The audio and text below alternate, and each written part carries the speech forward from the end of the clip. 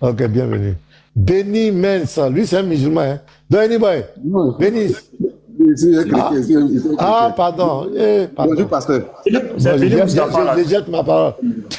Ok, pardonnez, je voulais vous dire deux mots et puis je vais descendre. Je voulais vous D'accord. dire Il dit, deux bon, mots. on peut préparer les drones là, de sa mort là. Je voulais vous dire deux Oui, mots. vas-y. En fait, par rapport au musulman qui vient de passer là, c'est par rapport à lui, c'est dit que je voulais dire quelque chose. Vous voyez, il y a des musulmans avec les lives que vous faites qui sont sur TikTok qui ont découvert la vérité. Et je vais vous rendre deux petits témoignages. Le premier des témoignages, c'est dans mon quartier. Il y a une fille, elle lit la Bible très bien, mais elle est musulmane. Ses parents sont musulmans. Vous voyez. Et elle vient, un jour, elle me trouve, elle me dit non, que, grand frère, je voulais te dire quelque chose. Elle dit, j'ai envie d'aller à l'église. Mais si je vais à l'église là, toi-même tu sais que mon papa et ma maman ne sont plus. Mon grand frère, chez qui je suis là, lui il est musulman. Je ne pense pas qu'il va s'occuper de moi encore. Vous voyez. Donc qu'est-ce que moi je vais faire? Je lui ai dit, mais est-ce que tu as une fois mis pied à l'église? Elle me dit, oui, je partais prier dans l'église de tel pasteur. Mais je me cachais pour partir. Je dis, mais pourquoi tu es parti? Elle dit, non, qu'elle est tombée malade. Elle est tombée malade, elle va à l'hôpital, on ne voit pas sa maladie. Elle va à l'hôpital, on ne voit pas sa maladie. Donc, c'est à l'hôpital là-bas, les pasteurs sont venus, les gens sont venus prier. Bon, comme elle n'a pas pris le numéro des gens, donc, quand elle est arrivée au quartier, il y a église, il y avait une église, donc, elle a préféré aller dans l'église pour expliquer son problème. Et avec le pasteur, ils ont prié, quand sa maladie est passée. Mais elle ne peut pas aller là-bas parce que, au moment où elle était malade, quand elle partait, les gens se disaient que c'est parce qu'elle est malade qu'elle partait. Mais maintenant qu'elle est guérie, si elle va là-bas, ils vont dire que non, elle est devenue chrétienne. Donc, son frère va la régner. Vous voyez.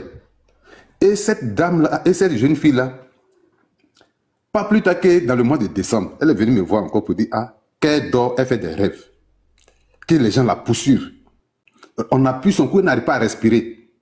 Mais quand elle a lu dans la Bible, là, c'est dit qu'il y a un prophète qui a pris du sel et il l'a mis dans l'eau. Et puis, on dit non, l'eau là, tous ceux qui vont se laver à cette eau-là ne va pas engendrer la mort. Donc, elle voudrait prendre du sel pour mettre dans l'eau, pour se laver. Peut-être que ça va la protéger. Elle dit, bon, peut-être que c'est un témoignage qui est tenté de rendre. Donc, va trouver un pasteur ou bien va dans une église, tu dis, ils n'ont qu'à toi-même tu payes du sel, tu prends de l'eau, ils vont bénir et puis tu mets dedans, tu te laves.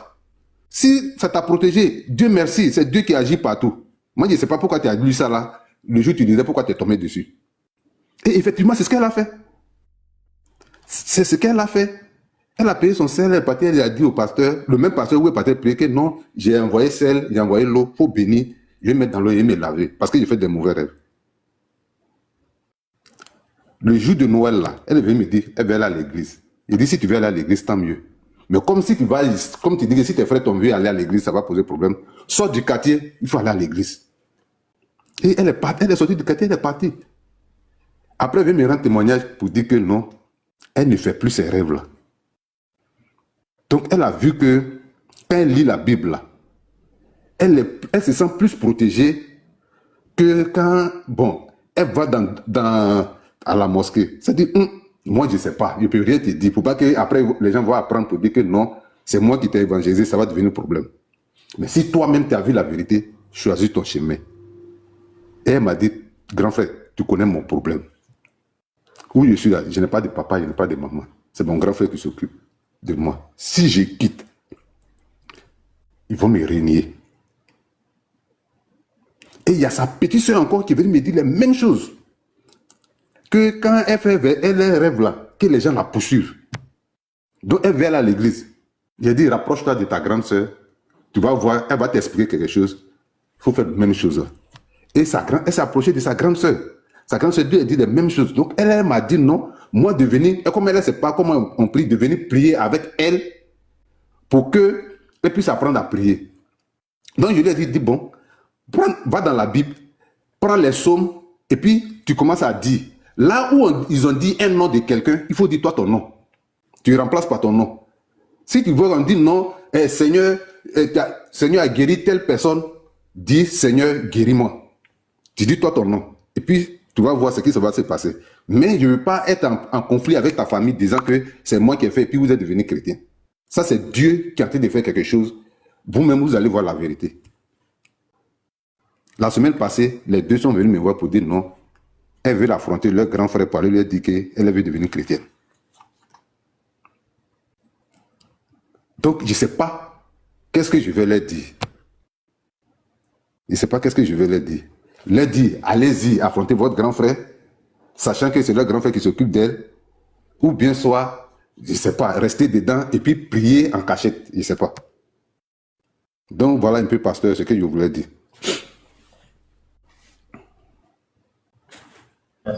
Pasteur, d'Israël, vas-y, hein, quel conseil tu peux donner aux frères? Qu'est-ce que tu peux dire? Moi, Celui-là?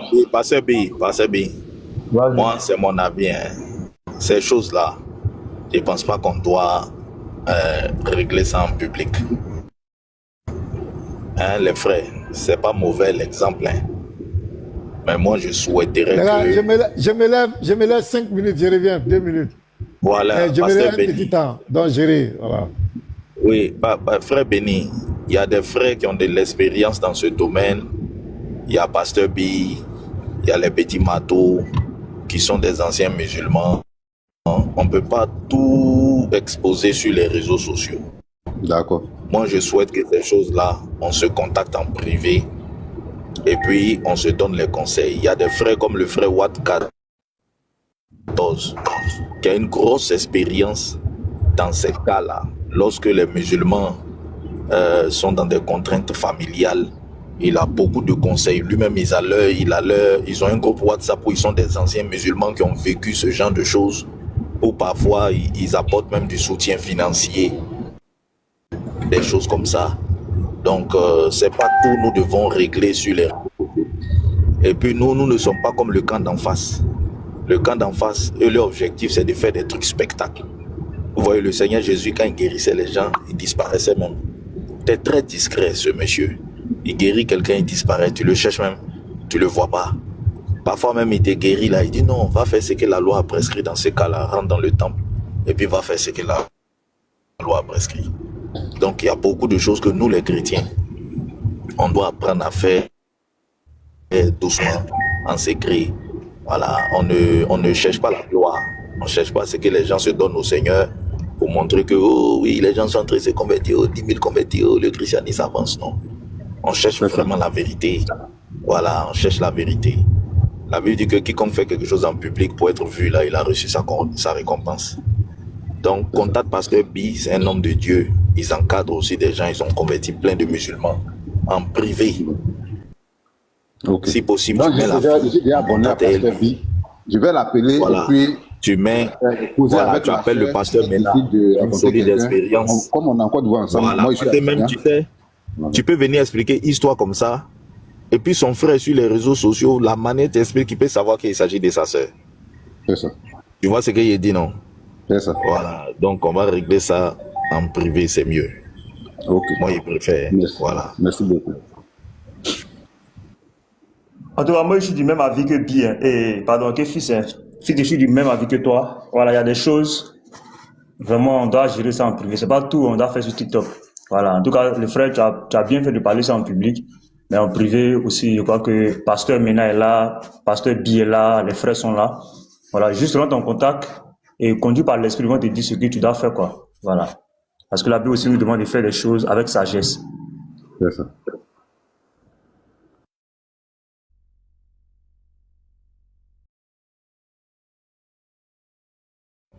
Shalom, non, j'écoute. Je montais pour le sujet de 3 jours de gens qui ne devaient pas courir et tout. Je montais pour la raison pour laquelle... Un plus, vas-y, hein. Si tu veux, vas-y. Non, je peux en parler après. Je peux en parler même dans 10 minutes. Même dans 10 minutes. Je voulais nous présenter le texte là. Boy, tu es là? Tu veux sortir le texte, non? Fils, Ouais. Oui, un instant. Oui, on va faire un petit exposé sur les apocryphes, comment tout cela a été transcrit dans le Coran, comment Allah a pris les apocryphes pour faire de ça les révélations. Là. L'enfance de Jésus, les trucs, tout ce qu'on trouve dans le Coran qui sont dans les apocryphes. Là. Tu vois, non? Ah, peut-être qu'il a reçu un appel. Donc, les frères, tapotez le live massivement. Voilà.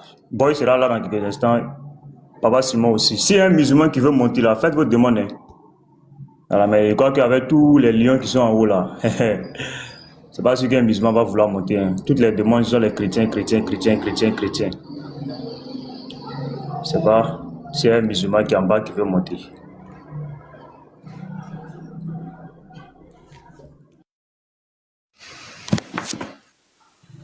Bisrael, tu voulais parler? Vas-y. Bon. Ouais, Simon, vas-y. Ah bon, bis. Ah, ok. Donc, je voulais parler de ce développement tardif dans leur doctrine, où Mohammed enseigne dans les hadiths que Allah a interdit à la terre de consommer le corps des prophètes. Ah ouais. Bon. Cela a créé une pratique dans l'islam, surtout dans l'islam soufi et dans l'islam traditionnel. La pratique le tawassul. Toi, tu dois connaître Petit Marteau. C'est-à-dire que le fait d'intercéder, de demander à Muhammad d'intercéder auprès d'Allah, parce qu'il considère que à partir de ce hadith et des hadiths qui sont voisins, Allah a interdit à la terre de consommer le corps des musulmans. La raison pour laquelle, quand Muhammad va mourir, ils ne vont pas l'enterrer pendant 3 jours, attendant qu'il se réveille, ainsi de suite. Cela a conduit qu'ils considèrent que Muhammad est vivant dans sa tombe d'une manière. C'est vrai que Muhammad, il croit que Muhammad n'est pas au ciel comme Issa auprès d'Allah, mais Muhammad est dans le Barza, dans un état de semi-somnolence. Il pense que le corps de Muhammad est intact dans la tombe, le corps d'Adam est intact dans la tombe, le corps d'ailleurs, si tu vois la tombe d'Adam qu'ils ont exposée, je ne sais pas où, long comme un serpent dans une tombe. Donc, ça c'est ce qu'ils croient, surtout chez les soufis. Hein. Parce que les soufis ont toute une pratique d'adoration et de vénération, d'intercession auprès de Muhammad pour que Muhammad intercède auprès d'Allah. Ça pose donc un problème, un paradoxe, n'est-ce pas, sur la nature de la structure monothéiste de l'islam. Quand ils disent qu'ils sont des monothéistes, le monothéisme se définit comme étant une religion où il y a une seule divinité avec ses attributs. Donc, il y a des choses qui sont dédiées uniquement à la divinité qui ne peuvent pas être l'apanage d'une autre création. Mais paradoxalement, nous voyons que Muhammad occupe une place dans la piété de l'islam telle que on peut intercéder, on peut le prier pour que lui fasse la médiation, pour que lui prie Allah. Donc dans le hadith que vous avez lu ce matin d'ailleurs, il dit lui-même que il reçoit les prières. C'est là qu'il dit Assalamu alayka ya ayyuhan nabi wa rahmatullah wa barakatuh. Il commence par le saluer comme ça et après il prie pour que lui, il exauce pratiquement. Vous voyez, donc la position de l'intermédiation n'est pas compatible avec le soi-disant monothéisme pur dont on nous rabat les oreilles. Nous disons que Jésus est lui-même Dieu, l'incarnation, et c'est pour cela qu'il peut intercéder, pour cela qu'il est l'intercesseur. Nous disons que le Saint-Esprit intercède. C'est l'Esprit de Jésus, l'Esprit de Dieu. Donc, pour nous, il n'y a pas de contradiction. Donc, les musulmans ont développé beaucoup de doctrines comme ça. Par exemple, l'isma. L'isma, c'est l'impeccabilité de Mohammed. C'est-à-dire que Mohammed était sans péché. Tu vois, c'est une autre tentative d'élever Mohammed à un statut vraiment dans l'histoire de la révélation qui n'appartient qu'à Dieu. Tous les hommes, y compris selon l'enseignement de Mohammed, tous les fils d'Adam ont été touchés par Shaitan. Donc tous les fils d'Adam ont péché. En dehors de ça, qui est déclaré un fils pur dans le Coran.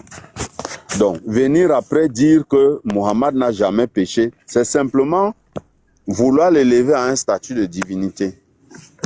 Et c'est contraire à l'enseignement de l'islam. Mais c'est des développements tardifs, mais malheureusement, qui tiennent les musulmans aujourd'hui. Je vous cite souvent un écrit ici, un écrit de Suleiman Al-Jazuli. Suleiman Al-Jazuli, c'est un écrivain soufi du 15e siècle, un Marocain, qui a écrit Dalil al-Khairat. C'est un livre des invocations et des recueils de prières de Mohammed. Là, tu vois comment ils font les invocations comme des mantras. Hein? C'est-à-dire que si tu veux t'élever spirituellement, tu fais des invocations et on te montre comment invoquer, comment faire, le nombre de fois que tu dois faire, ainsi de suite, ainsi de suite. Et là-dedans, tu exaltes donc Mohammed selon les caractères que ce livre te donne. C'est comme des poèmes, c'est comme des psaumes récités à la gloire de Mohammed, continuellement. Et le livre te dit le nombre de mérites que tu gagnes en faisant cela. Tout ça part de quoi? De ce que Mohammed avait dit que lui sera vivant dans la tombe. Parce que la terre ne consume pas le corps des prophètes. Donc en islam, ils ont aussi la pratique de la recherche des bénédictions. C'est-à-dire que les gens vont visiter les tombes des saints, entre guillemets. Ils vont manger même la terre des tombeaux. Ils mangent la terre des tombeaux. Ils se frottent les mains sur la terre pour s'approprier donc la sainteté du saint qui est dans la tombe. Les chiites le font. Hein. Les chiites le font. Ce n'est pas seulement les soufis qui le font. Les chiites le font. Ils ne vont pas dire ici que les chiites ne sont pas musulmans. C'est 20% des musulmans de la terre. Donc la pratique de la visite des tombes des saints s'appelle la ziyara. Ziyara. Et quand ils sont là, ils vont prendre la terre des tombes et manger. Vous voyez un peu. Donc on est très loin du monothéisme prétendu. Parce que quoi? Mohammed avait dit que Allah a interdit à la terre de consommer le corps des prophètes. Donc, ils ont une croyance selon laquelle Mohammed est dans le barza, dans un état intermédiaire, et qu'il tient un rôle.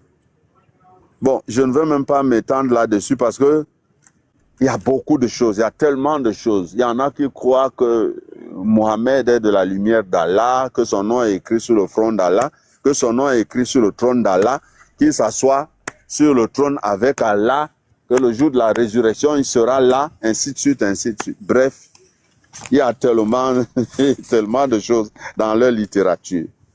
Mais c'est un sujet immense que vous avez ouvert comme ça sans savoir. Le fait que Mohammed dise que Allah a interdit à la terre de consommer le corps des musulmans. Ça a créé toute une cacophonie chez eux. Évidemment, on ne peut pas soutenir cela. Il dit le corps des prophètes. Il faut rectifier. Voilà le corps des prophètes, c'est ça. Non, pas des musulmans, le corps des prophètes. Évidemment, on ne peut pas soutenir cela, ni par le Coran, ni par les écrits qui viennent avant le Coran. La révélation de Dieu, ce n'est pas soutenable. Ça existe seulement chez eux en islam. Donc, c'est un peu ça. Parce qu'il y avait quelqu'un qui était en train de de discuter là-dessus. J'aurais aimé le trouver sur le plateau pour en parler. Bon, je passe la parole. Merci.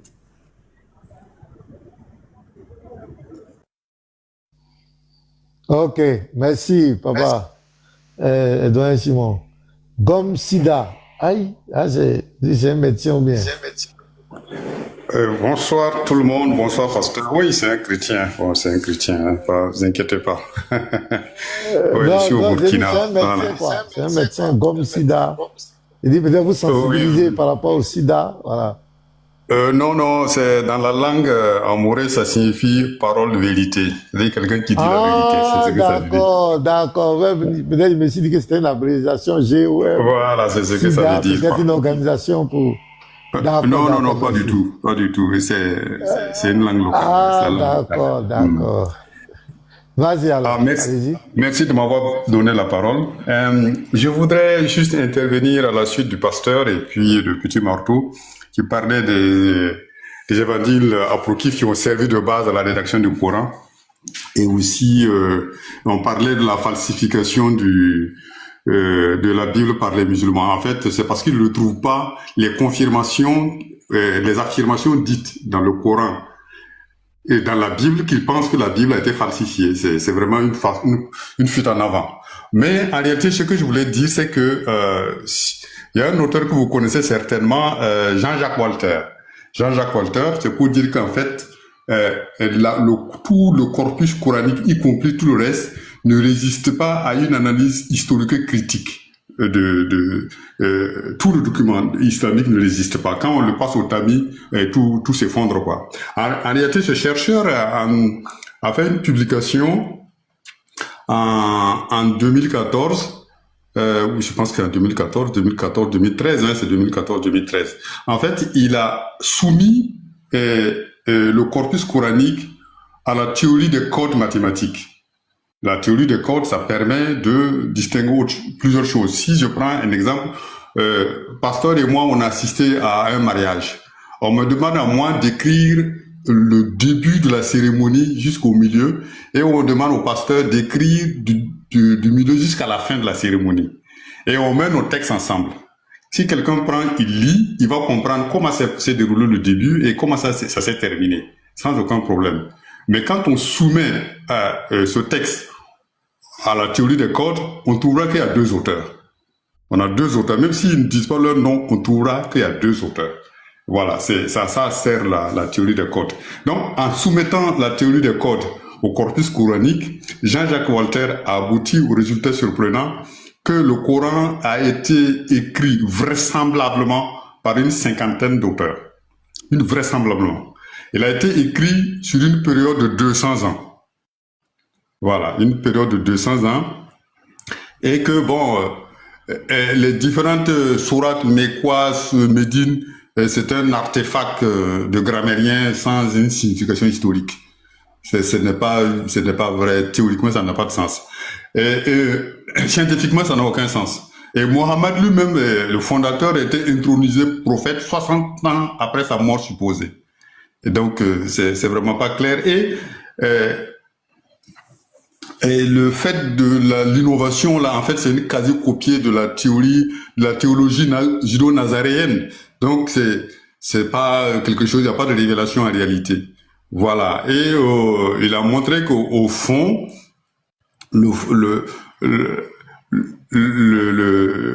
c'est un document, l'islam c'est pas du monothéisme, mais en fait c'est un document, le fondement c'est anti-christianisme, c'est purement anti-christianisme. Donc Jean-Jacques a présenté ça, et donc ça veut dire que ça rejoint ce que d'autres historiens ont démontré déjà, que l'islam serait né en Asie centrale et que ces Abbassides, qui par leur conquête l'ont transporté jusqu'au Moyen-Orient, et que bon, ils n'avaient pas de livre, et puis ils ont pris le livre des judéo-nazaréens qu'ils appellent Kyriana, qui est un lectionnaire, et ils se sont appuyés sur ça pour faire leurs premiers écrits. Et après, ils ont puisé un peu partout dans le Talmud, dans le Midrash, et puis dans les évangiles apocryphes, et puis des éléments de conquête, mais voilà, pour monter tout le système. Bon, donc ça veut dire qu'on soumet la théorie, le corpus coranique à la théorie, à l'analyse historico-critique, tout le système s'effondre, quoi. C'est clair, quoi. Donc c'est ce que je voulais ajouter par rapport à ce que Petit Marteau a dit et ce que le pasteur a dit. Merci. Oh, c'est clair, c'est clair, c'est clair. Ceux qui ont commenté On là, avait qui commentent quoi là, les musulmans là, montez pour venir démonter ce qu'on dit. Vous pleurez en commentaire, vous dites démonter. Ah, Vous les envoyez musulmans invitation. sont comme ça. On avait reçu le savant Sami Aldib ici. Il nous avait dit très exactement ce que le frère Gom nous a très brillamment exposé tout à l'heure. Sami Aldib, qui est lui-même un Palestinien de naissance, un Arabe, et il parle à peu près 6 langues. Et donc c'est un professeur d'histoire arabe, un professeur de langue arabe. Il a écrit près d'une centaine de livres. Et il corrobore donc cette théorie-là aussi. Lui dit même que le principal auteur du Coran est un juif. Et il postule que ce soit Zaïd ibn Thabit. Donc, en plus de tous les emprunts qu'ils ont pris dans le lectionnaire dont le frère parle, Mohamed allait puiser un peu partout dans par exemple, la poésie pré-islamique. Dans la poésie pré-islamique, si vous connaissez un certain Abdullah ibn Abi Sarah.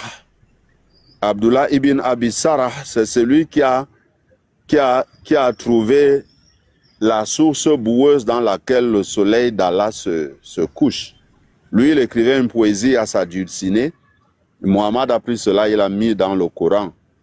Donc, quand il dit gloire à Allah, le meilleur des créateurs, il était aussi un scribe de Muhammad.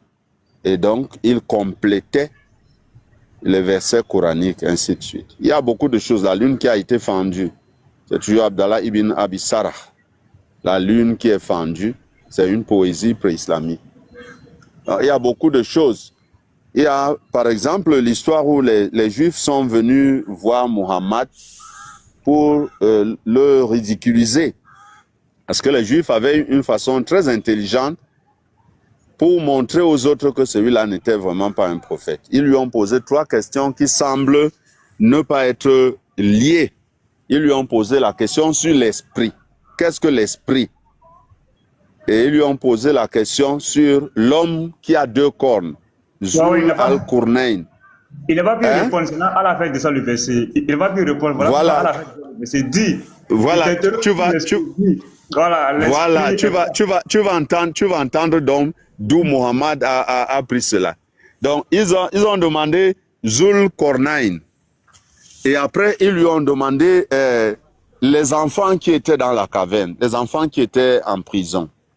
Donc, voici ce qui se passe. C'est que le livre de Daniel chez les Juifs, c'est-à-dire entre les différentes classes de Juifs, ils se disputaient la classification dans leur canon. Certains considèrent que Daniel était à classer dans les prophètes.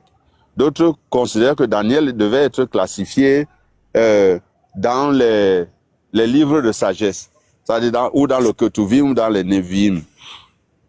Donc, l'élément central qui devait déterminer cela, c'était que ça devait être une révélation. C'est-à-dire que Daniel avait reçu une vision. Est-ce que c'est ça? Est-ce que Dieu lui a parlé directement? Dans l'action de l'esprit. Donc, c'était une discussion chez les Juifs. Donc, ils sont donc venus demander à Muhammad, dis-nous ce qui concerne l'esprit. Donc, Muhammad devait prendre une position par rapport à un sujet qui avait discussion au milieu des Juifs. La deuxième histoire, les enfants de la caverne. En fait, ça parle de Shadrach, Meshach et Abednego. Muhammad devait leur dire ce qui s'est passé avec Shadrach, Meshach et Abednego. Mais Muhammad, vous allez voir que Muhammad est allé prendre une fable des 7 dormants d'Éphèse qui n'avait rien à voir avec le livre de Daniel. Donc, l'esprit concernait le livre de Daniel. Les enfants qui étaient dans la caverne, c'était toujours, la réponse devait venir du livre de Daniel, mais Muhammad ne le savait pas. Et maintenant, quand on lui parle des 2 cornes, en fait, la vision de Daniel, Daniel va voir un bouc qui a 2 cornes, qui agissait, qui frappait à gauche, à droite, et c'était l'empire médo-perse. Muhammad devait connaître cela s'il était un prophète. Muhammad s'en va prendre l'histoire de Alexandre le Grand. Il y a un livre qu'on appelle l'histoire d'Alexandre le Grand qui a été écrite par un des compagnons d'Alexandre le Grand plusieurs années après sa mort. Et il déclare donc que Alexandre le Grand, qui portait un casque à 2 cornes, justement, est devenu le Zulkarnain, qui devait normalement être l'explication de la vision que Daniel avait eue du bouc. Donc, Muhammad va faire 1 semaine, 2 semaines, 3 semaines, il va faire 1 mois pour essayer de rassembler des histoires qui parlaient de ces questions-là, et il va revenir donc maintenant donner la réponse. Voilà que Muhammad a la révélation. Oh, l'esprit, il vous a certes été donné très peu de connaissances à propos de l'esprit, car l'esprit concerne des choses d'Allah. Maintenant, il donne un autre verset pour les 7 dormants d'Éphèse qu'il a copié. Dans l'histoire, cette histoire a été créée par un prêtre catholique qui encourageait les chrétiens de son temps par rapport à la persécution qui vivait dans l'Empire en ce moment-là. Or, les Juifs lui posaient une question pour qu'il parle de Shadrach, Meshach et Abednego, les 3 garçons. Maintenant, il s'en va prendre des potins d'Alexandre le Grand, qui était un homosexuel qui n'a jamais été un serviteur de Dieu. Il devient un prophète dans l'islam parce qu'il pensait que Zulkarnain, c'est Alexandre le Grand, alors que les Juifs lui posaient la question pour le bouc qui était dans la vision de Daniel, qui devait être l'empire médo-perse, les 2 cornes étant les deux empires qui ont été même concomitants à un moment donné. Donc voilà un peu, bref, il y a à boire et à manger dans le Coran. Ce qui est sûr, il n'y a pas une virgule dedans qui est la révélation. Le reste du livre, c'est quand il a une discussion avec ses femmes, Allah prend son parti. Quand il doit avoir des privilèges interjambaires, Allah sort un verset. Quand il veut arracher la femme de son fils adoptif, Allah sort un verset et lui dit non, il ne doit même pas avoir de discussion, on ne doit même pas te blâmer. Regardez, Dieu interdit aux musulmans d'épouser la 5e femme, mais leur permet de poser. C'est-à-dire qu'on interdit la poursuite de la polygamie, mais permet que le musulman peut coucher avec autant d'esclaves sexuels, même si elles sont mariées, autant qu'il veut. C'est-à-dire que là maintenant, dans une position de souillure spirituelle toute la vie, en obéissant à ce